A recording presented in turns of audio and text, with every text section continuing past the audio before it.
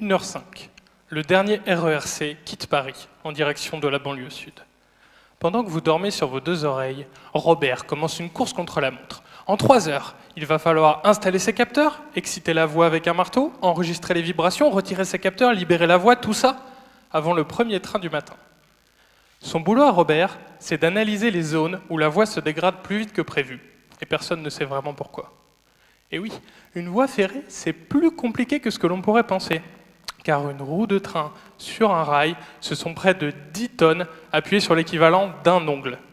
Alors autant dire que chaque élément de la voie est scrupuleusement conçu, y compris le ballast. Vous savez, cette couche de cailloux qui recouvre la plupart des voies. Et pourtant, malgré tous ces efforts, Robert, dans son service à la SNCF, est surtout connu comme celui qui râle toujours à la pause déjeuner. Et pour cause, Robert vient de se rendre compte que tous ces essais n'aboutissent à rien. L'objectif de ma thèse, c'est de faire en sorte que Robert arrête de râler.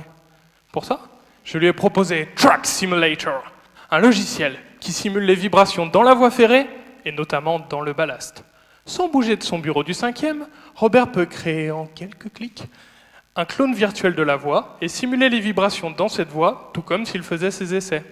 Avec Track Simulator, Robert pourrait même concevoir la voie du futur, qui sait? Et oui, pour Robert, ce sont des occasions en moins de râler. Pour son chef, ce sont de sacrées économies.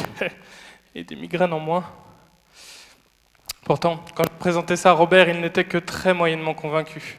Il m'a dit « C'est bien beau ça, mais ça prend combien de temps à tourner? Parce que moi, j'ai qu'un PC standard, j'ai pas le supercalculateur de la NASA. » Et il n'avait pas tort, ce cher Robert.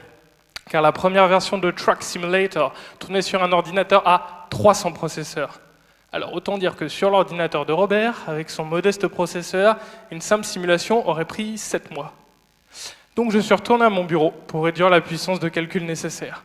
Et Track Simulator 2 a vu le jour et utilise désormais les mêmes algorithmes que pour la réalité virtuelle. Pour concevoir un jeu vidéo en réalité virtuelle, on commence par constituer une base de données qui contient toutes les réponses possibles de l'environnement de jeu, à tous les mouvements possibles de l'utilisateur. Ensuite, cette base de données est chargée dans l'ordinateur du joueur, et lorsque celui-ci fait un mouvement, son ordinateur n'a qu'à combiner la base pour sortir une réponse quasi instantanément. Et bien pour Track Simulator 2, c'est la même chose. Je vais constituer une base de données pour la voie ferrée. Ensuite, lorsque Robert travaillera sur sa voie virtuelle, son ordinateur n'aura qu'à combiner la base pour sortir une réponse en moins de 3 minutes. D'ailleurs, en parlant de 3 minutes, je dois vous laisser. Car la simulation de Robert vient de se terminer, et si je ne vais pas l'aider, vous le connaissez, il va encore râler.